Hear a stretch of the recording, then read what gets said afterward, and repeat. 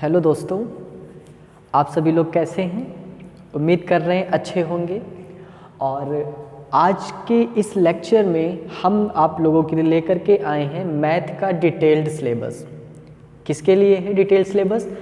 तो वैसे तो मैंने यहाँ पर मैथ के जितने चैप्टर्स लिखे हुए हैं आप देखो ढेर सारे, यानी 1 से लेकर के 24 चैप्टर्स तक के यहाँ पे आपको दिख रहे हैं।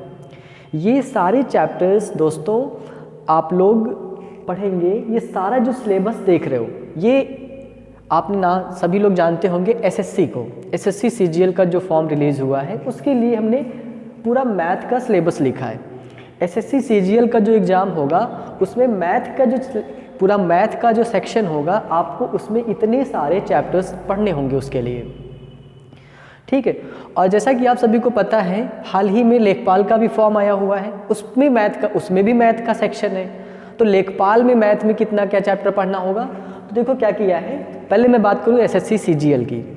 एसएससी सीजीएल के लिए हमें मैथ में 24 चैप्टर्स पढ़ने हैं। पहला चैप्टर है सिंप्लीफिकेशन। सिंप्लीफिकेशन को हिंदी में सरलीकरण कहा जाएगा, यानी पहले आप ये चैप्टर पढ़ेंगे। फिर आता है number system. Number system math का ये भी एक बहुत इंपॉर्टेंट पार्ट है। एसएससी के पॉइंट ऑफ व्यू से बात करें या लेखपाल के पॉइंट ऑफ व्यू से बात करें, इसको बोलते हैं संख्या पद्धति, यानी ये चैप्टर पढ़ना है। फिर आपको एलसीएम एंड एचसीएफ मतलब लासा और मासा आपको पढ़ना है।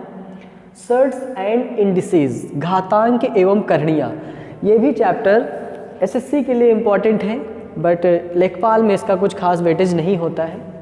ऐसे आता है परसेंटेज, प्रतिशतता, बहुत इम्पॉर्टेंट टॉपिक है ये। हम बात करें एसएससी की बात करें या लेखपाल की बात करें। Ratio and proportion.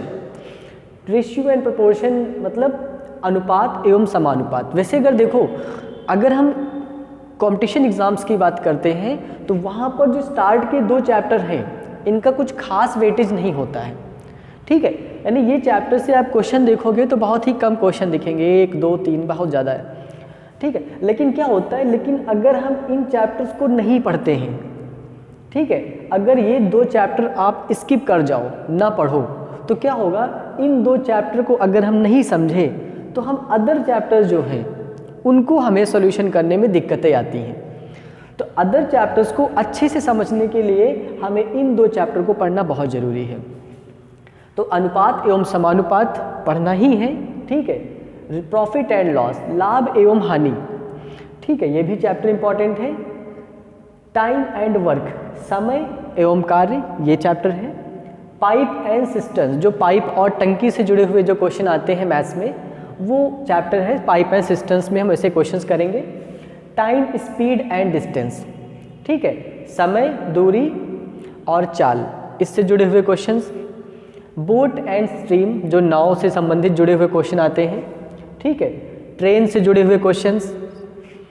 SI and CI, SI मतलब सिंपल इंटरेस्ट यानी साधारण ब्याज, एंड सीआई मतलब कंपाउंड इंटरेस्ट, ठीक है। ऐसे ही पार्टनरशिप, पार्टनरशिप मतलब साझेदारी, ये सारे मैथ के चैप्टर्स हैं। और ये सारे चैप्टर्स आप इंडिया में जब कंपटीशन एग्जाम दोगे तो यही चैप्टर्स आते हैं। हमने सारे चैप्टर्स एक जगह लिख दिए हैं और ये सारे चैप्टर्स आप एसएससी सीजीएल का पूरा डिटेल्ड सिलेबस दिया हुआ है, ठीक है। ये पूरा एसएससी सीजीएल का सिलेबस दिया हुआ है, मैथ्स को भी, मैथ्स का सिर्फ। ऐसे ही मिक्सचर एंड एलिगेशन, ठीक है। एवरेज मतलब औसत। डेटा इंटरप्रिटेशन, ठीक है, जो डेटा से जुड़े हुए क्वेश्चन आते हैं जहाँ पर बारंबारता हो गया, ठीक है, बंटन हो गया, संचयी बारंबारता, इन सभी की बातें यहाँ पे करते हैं। ज्योमेट्री, ज्योमेट्री में हम लोग क्या करते हैं, जितनी भी ज्योमेट्री हैं जो आपने छोटी क्लासेस में पढ़ी है 10th क्लास तक, ठीक है, आयत, वर्ग, त्रिभुज, इनसे जुड़ी हुई ढेर सारी प्रमेय, सब कुछ हम लोग यहाँ पर पढ़ेंगे। मेंसुरेशन आपने पढ़ा होगा, आपको याद होगा, बेलन हो गया, ठीक है, यानी सिलेंडर, शंकु हो गया, गोला हो गया, ये सब चीज़ें आपने छोटी क्लासेस में पढ़ी हैं, वो सब आपको यहाँ पढ़नी है। ट्रिग्नोमेट्री यानी त्रिकोणमिति भी पढ़नी है। हाइट एंड डिस्टेंस, ऊंचाई और दूरी। क्वाड्रेटिक इक्वेशन यानी द्विघात समीकरण। कोऑर्डिनेट ज्योमेट्री, यहाँ पर आपको कोऑर्डिनेट यानी निर्देशांक ज्यामिति आपको पढ़नी है। और स्टैटिस्टिक्स पढ़नी यानी केंद्रीय प्रवृत्ति की जो मापे आपने एक चैप्टर पढ़ा था वो भी यहाँ पढ़िए, पढ़नी है लोगों को पूरा। तो ये तो सिलेबस आपको दिख रहा है एसएससी सीजीएल का, लेकिन इस समय जो एग्ज़ाम चल रहा है ट्रेंड में, लेखपाल में मैथ में तो इतना कुछ आता नहीं है, उसके लिए क्या पढ़ा जाए। तो अगर हम बात करें यूपी लेखपाल की, तो यूपी लेखपाल के लिए आपको मैथ में देखो मैंने कुछ चैप्टर्स टिक करके रखे हैं, ठीक है। जैसे आप यहाँ पे देखो नंबर सिस्टम, ठीक है, ये टिक है। तो जितने चैप्टर यहाँ पर टिक हैं आपको यूपी लेखपाल के लिए उतने ही चैप्टर पढ़ने हैं, वही उसका सिलेबस है। जो चैप्टर टिक नहीं है वो उसका सिलेबस नहीं है। जैसे यूपी लेखपाल के लिए आपको कौन सा चैप्टर पढ़ना है, नंबर सिस्टम पढ़ना है, एलसीएम एंड एचसीएफ पढ़ना है, परसेंटेज पढ़ना है, प्रॉफिट एंड लॉस पढ़ना है, फिर सारे चैप्टर्स नहीं पढ़ने, इसमें से कुछ नहीं पढ़ना आपको लेखपाल के लिए।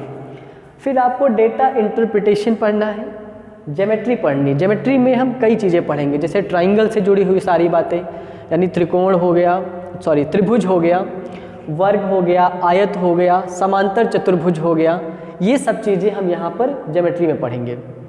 इसके बाद ध्यान से देखो तो आपको क्वाड्रेटिक इक्वेशन भी पढ़नी है, यानी जो लेखपाल का फॉर्म है, लेखपाल के पेपर में आपको द्विघात समीकरण पढ़नी है। और यहाँ पर एक चीज़ और ध्यान देना है, आपको देखो समीकरण दो तरीके से होती हैं। एक तो द्विघात समीकरण आपको यहाँ पे दिख रहा है, ये तो पढ़ना ही पढ़ना है। दूसरा आपको युगपत समीकरण भी आपको लेखपाल के लिए प्रिपेयर करने पड़ेंगे, जहाँ पर सिंगल वेरिएबल वाले इक्वेशन होंगी, वो भी आपको पढ़नी है। फिर आपको यूपी लेखपाल के लिए स्टैटिस्टिक्स पर कुछ ज़्यादा ही फोकस करना पड़ेगा।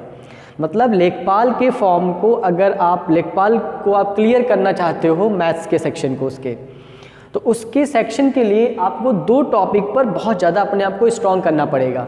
कौन सा? एक डेटा इंटरप्रिटेशन, ठीक है, और एक स्टैटिस्टिक्स। दो ऐसे टॉपिक हैं लेखपाल के लिए जहाँ पर आपको अच्छे से मेहनत करनी पड़ेगी, ठीक है। स्टैटिस्टिक्स में हम लोग क्या करते हैं, बहुत सारे दंड चित्र हो गया, पाई चित्र हो गया, ठीक है, ये सारी चीज़ें आपको यहाँ पर प्रिपेयर करनी होती हैं। तो ये सब कुछ आपको इसमें प्रिपेयर करना रहेगा। दोस्तों ये था लेखपाल का, यानी जो चैप्टर टिक है वो लेखपाल का सिलेबस है। मैथ्स का सिर्फ मैथ सेक्शन की बात हम लोग कर रहे हैं। और ये जो सारे चैप्टर आपको दिख रहे हैं, ये सारे चैप्टर्स आपको एसएससी सीजीएल के लिए हैं, यानी एसएससी का जो कंबाइंड ग्रेजुएट लेवल का एग्ज़ाम होने फॉर्म आ चुके हैं उसका पूरा डिटेल सिलेबस दिया हुआ है। दोस्तों आप लोग इस सिलेबस को नोट कर लीजिए और हम लोग क्या करेंगे, 1 बाय 1 इन चीज़ों को डिस्कस करेंगे। तो ये सिलेबस था लेखपाल का। उम्मीद कर रहे हैं आप लोग मैथ को लेकर के, आपके मैथ सेक्शन को लेकर के आपके डाउट्स ज़रूर यहाँ से क्लियर होंगे, ठीक है। और ये सारे चैप्टर्स जो लेखपाल के लिए हैं, जो सीजीएल के लिए तो सब कुछ है लेखपाल के लिए, लेकिन जो चैप्टर टिक है आपको वही पढ़ना है, उन्हीं को अच्छे से प्रिपेयर करिए। Okay, thank you very much.